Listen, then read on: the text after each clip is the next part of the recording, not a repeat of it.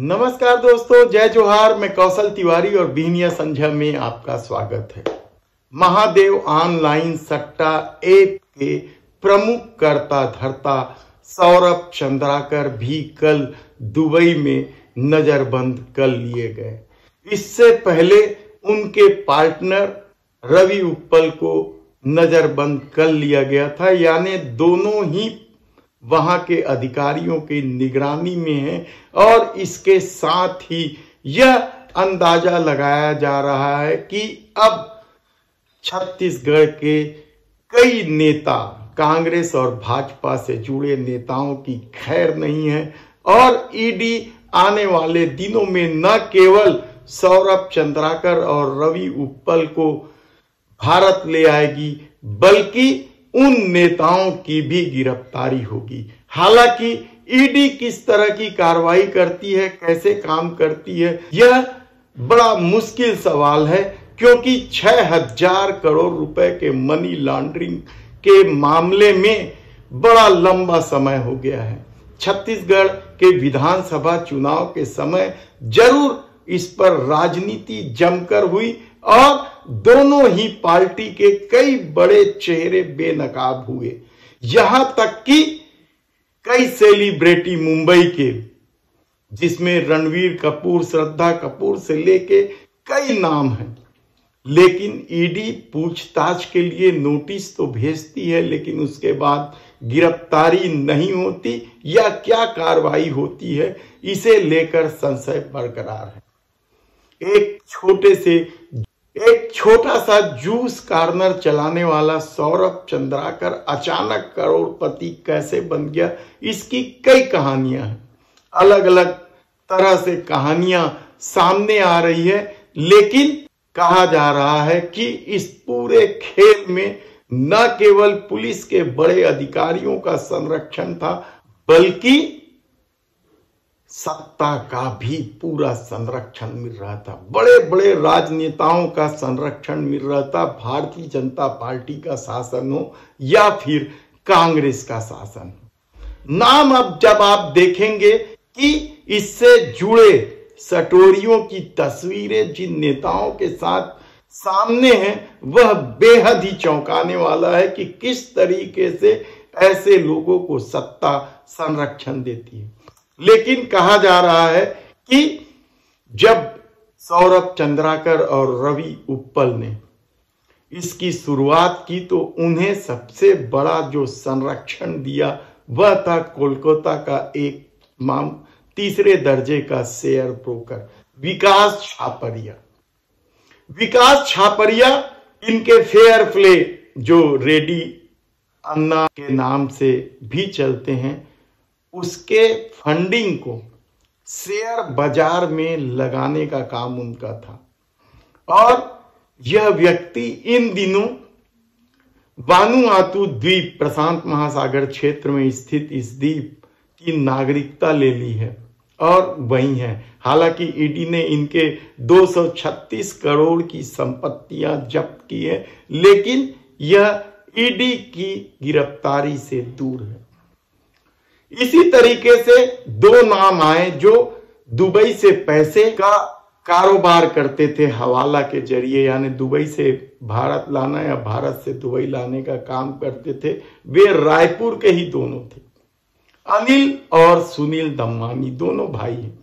ED ने गिरफ्तार कर चुकी है, पूछताछ भी हुई है और इसके क्या परिणाम सामने आए अभी तक पता नहीं चला है, लेकिन कहा जा रहा है कि ईडी शीघ्र ही पूरा चालान प्रस्तुत कर सकती है। इसके अलावा भोपाल में भी आहूजा भाइयों का खेल जबरदस्त रहे। ट्रेवल एजेंसी सौरभ चंद्राकर और रवि उप्पल निशाने पर तब आए या चर्चा पर ईडी के तब आए जब मुंबई के बड़े बड़े सेलिब्रिटी उनके इस महादेव ऐप को प्रमोशन करने लगे। और यही नहीं, सौरभ चंद्राकर के शादी में 200 करोड़ रुपए खर्च किए गए। स्पेशल जेट से, प्राइवेट जेट से मेहमानों को दुबई ले जाया गया और जमकर पैसे खर्चा किए। मुंबई के कई नामचीन कलाकारों को बुलाकर कार्यक्रम कराया गया और ये ट्रेवलिंग का सारा जिम्मेदारी आहूजा भाई जो भोपाल में रहते हैं उनके द्वारा किया गया और ये दोनों गिरफ्तार हैं। उन्हीं के साथी एक नत्थानी का नाम भी सामने आया है जो फर्जी बैंक खाता खोलकर लेन देन के मामलों को अंजाम दिया करते थे। इसके अलावा शासन और प्रशासन में जो सेटिंग करता था, जो पैसा पहुंचाने का काम करता था, वह सतीश चंद्राकर नाम का व्यक्ति करता था जो छत्तीसगढ़ का ही है। और सेटिंग का पूरा काम जो जिम्मे में लिया था वह एएसआई चंद्रकांत वर्मा था, जो भूपेश बघेल के राजनैतिक सलाहकार विनोद वर्मा के करीबी होने का दावा ईडी का। हालांकि विनोद वर्मा ने बकायदा प्रेस कॉन्फ्रेंस लेकर पूरा सिलसिलेवार ईडी की कार्रवाई को गलत बताते हुए और राजनीति से प्रेरित बताते हुए पत्रकार वार्ता ली थी।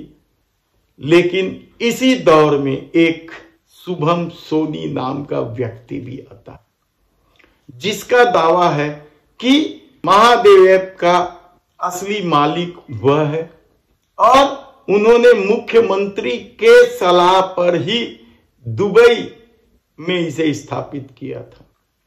उनका दावा है कि जब उनके लोग बड़ी संख्या में गिरफ्तार होने लगे तो वे एक वर्मा के माध्यम से आईपीएस प्रशांत अग्रवाल से मुलाकात किए थे और सारी सेटिंग किए थे कि उनके लोगों की गिरफ्तारी न की जाए।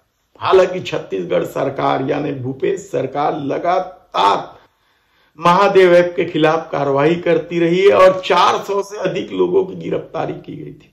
दूसरी तरफ ईडी का दावा है कि उन्होंने देश भर के 78 स्थानों पर छापेमारी की कार्रवाई की थी, जिसमें भोपाल, छत्तीसगढ़, मुंबई, कोलकाता आदि स्थानों पर छापेमारी करके 400 करोड़ रुपए से अधिक की नकदी जब्त की है। इस बीच 3 करोड़ केस के साथ आशीष दत्ता गिरफ्तार कर लिए जाते हैं, जिनका कहना था ईडी के मुताबिक कि वे किसी बघेल के लिए यह पैसा लाए थे। कोरियर के थ्रू यह पैसा आया था और गिरफ्तार हो गया। इसके बाद छापेमारी के दौरान उनके घर से भी नकदी बरामद हुई थी और उन्होंने किसी वर्मा और किसी बघेल का नाम लिया था। तो क्या, लेकिन भारतीय जनता पार्टी का दावा है कि यह बघेल कोई और नहीं, छत्तीसगढ़ के तत्कालीन मुख्यमंत्री भूपेश बघेल ही थे। यानी आप सोचिए कि एक मामूली छोटा सा जूस कॉर्नर से शुरू हुआ इस खेल के पीछे किन किन लोगों का नाम है। भारतीय जनता पार्टी के कई दिग्गज नेताओं का नाम है और कांग्रेस ने तो बकायदा प्रेस कॉन्फ्रेंस लेकर तस्वीर भी जारी की थी कि किस तरीके से भारतीय जनता पार्टी के नेताओं का संबंध महादेव ऐप चलाने वाले लोगों से रहा है। इस बीच ईडी ने कई सेलिब्रिटी को पूछताछ के लिए नोटिस भी दिया। क्या उनसे पूछताछ हुई या क्या कार्रवाई हुई कोई पता नहीं। लेकिन कल जब खबरें आई कि यूएई में यानी दुबई में सौरभ चंद्राकर को नजरबंद कर दिया गया है, हिरासत में ले लिया गया है, तब कई तरह के सवाल उठने लगे और एक बार फिर राजनीति गरमाने लगी है, कहा जाए तो गलत नहीं होगा। और देखना है कि आने वाले दिनों में क्या ईडी सौरभ चंद्राकर और रवि उप्पल को भारत लाने में सफल हो पाते हैं और क्या पूरक चालान में कुछ नेताओं के नाम सामने आएंगे। कहना कठिन है, हम आपको विस्तार से बताते रहेंगे कि क्या कुछ कहानी चल रही है।